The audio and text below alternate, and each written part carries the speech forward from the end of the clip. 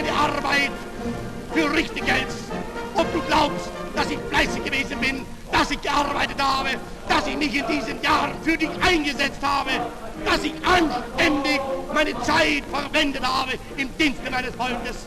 Gib du jetzt deine Stimme ab. Wenn ja, dann tritt für mich ein, so wie ich für dich eingetreten bin.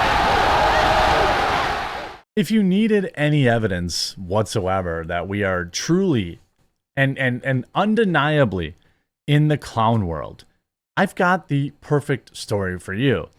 Now, we already know the mainstream media is full of baloney sausage, and most of them are paid newsreaders, propagandists, serving their masters of who buys the most ads on their network. But this is perhaps the most interesting mainstream press story I've had in a while. It involves the New York Times. You may remember the New York Times from when they were getting absolutely crushed a week ago for sharing hilarious misinformation about a certain hospital that was, totally fine. And now they have rehired a journalist who has written posts literally praising Hitler. And there we have it. Yikes. I'm not kidding you. And they defended this. How great you are, Hitler, posts journalist rehired by the New York Times. The New York Times has reinstated a freelancer previously revealed by Honest Reporting for his pro-Hitler and pro-Terry social media posts, the organization revealed over the weekend. Freelance filmmaker Solomon Hidji, had been working for the newspaper when Honest Reporting made the discovery. The New York Times burned bridges with the journalist in 2022, but has decided to rekindle the connection. They just couldn't find anyone else. It's been 6 months and they just couldn't find anyone else to do what this individual did, apparently. Not only has the New York Times re-employed this individual, but Honest Reporting found that they have worked with at least 2 other journalists who had praised both Terry's and Adolfo. He reappeared in New York Times bylines October 12th, only 5 days after everything that happened over in the Mideast. He had been covering the Gaza conflict, and the New York Times confirmed in a response to Honest Reporting. We reviewed a problematic social media post by this individual when they first came to light in 2022. Problematic? Problematic? He took a variety of actions to ensure he understood our concerns and that could adhere to our standards if he wished to do freelance work with us in the future. He followed these steps and has maintained a high journalistic standard. He has delivered important and impartial work at great personal risk in Gaza during this conflict. What? In 2022, he praised the bad guy from WW2 in a Facebook post, writing how great you are, while sharing pro-Hitler memes and several other posts. In 2018, he continued social media praise of this individual in a state of harmony as he wrote, in a state of harmony as he was during the, in 2020. I mean, this is not like one stupid post from when they were a kid. This is the guy actually genuinely enjoys and supports and apparently worships him. In 2022, the journalist justified war crimes committed against Israel, and he described the indiscriminate rocket fire as, quote, resistance. The New York Times was also one of many newspapers falsely claiming that Israel was behind everything that happened at the hospital. Fox News confirmed that he was the one of the professionals involved in the story. While covering stories on the conflict, he had repeatedly failed to describe the October 7th incident as a terror incident, instead of referring it to as, quote, a Hamas attack. He also referred to the Gaza Health Ministry not as the Hamas-controlled Gaza Health Ministry, like many other Times articles have. So this guy doesn't just have like loyalties to Palestine. He genuinely does not like Jewish people.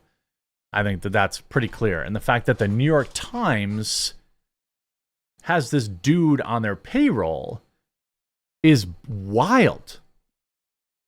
Quote, how is it conceivable that only days after the worst incident of Jewish people since, WW2, the New York Times has rehired a journalist who admires the guy that did it? Honest reporting editorial director Simon Plosker asked on X. It was previously unacceptable for someone with their views to be working as for a supposedly credible news organization, and it's equally, if not more, unacceptable now. We find it hard to believe that the New York Times would hire somebody in New York who has openly praised the bad guy from WW2. Why is this acceptable in Gaza, especially where such abhorrent views are likely to impact the objectivity of his reporting? In any case, who has said he is in a state of harmony? I mean, this is nuts.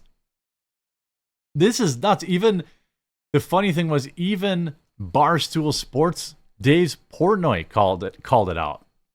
Listen, I know that Barstool Sports is not a place where people come for politics or heavy social commentary.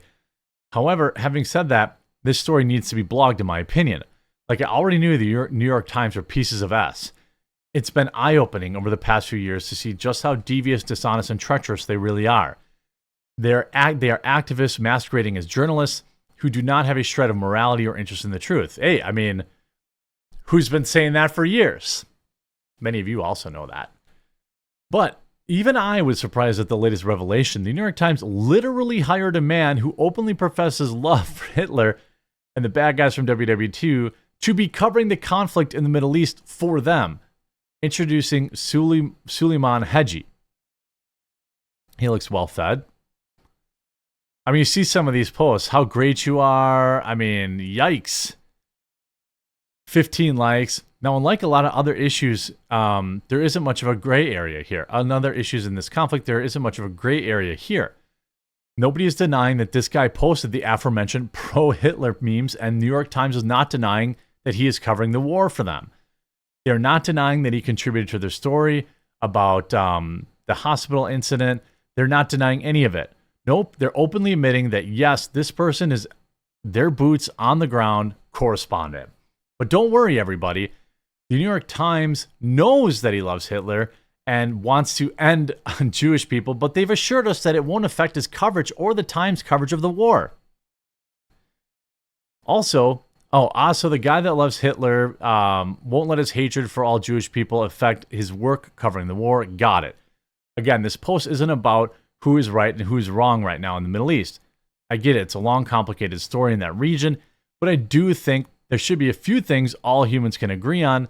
Hamas are terrorists. If you can't condemn ending, innocence, then you're part of the problem, not the solution. And lastly, people who love this guy should not be reporting for the New York Times. I think like the whole thing is hilarious. And the fact that they doubled down, again, they defended rehiring them. Now, this person is in fact from Palestine. So maybe they don't have somebody else on the ground, but I think it pretty much, you can throw out any semblance of objectivity here, can't you? This is the New York Times. This is not some like weird, this isn't the Daily Stormer. I don't even understand. We reviewed it. He has delivered important, impartial work. Really? But he was the one that reported incorrectly on what happened on probably the biggest story yet out of the Middle East. I don't even understand. The New York Times just rehired, an actual Nazi. Let that sink in. Hey, I think this is one of the few areas where the left and right can agree that this individual probably shouldn't be reporting for the New York Times. But for me, I don't really give a crap because I don't read the New York Times anyway. I already know what you're going to get with the New York Times. You're going to get absolute horse manure. You're going to get biased garbage. You see, the New York Times is unbelievable in so many ways. I can't believe this is on New York Post. Folks always remember that New York Times went after Stalin or supported him. I mean, I don't even understand. New York Times, I mean, there's going to be a lot of effing around and finding out for a lot of these companies that have been harboring a lot of, apparently, these opinions. While they've all been poking their finger at people who are mildly conservative, turns out most of the anti-Semitism is coming from the left, if not all of it, by the way. Sure, you have the hard right or whatever, that small group of people, but it seems like a far larger group of people are leftists and performers and all this kind of stuff that are going full mask off right now and certainly have some interesting things to say. Lots of people seem to be getting fired from their jobs, blacklisted, things of that nature. Good job, New York Times. Thanks for confirming that we are, in fact, in the clown world.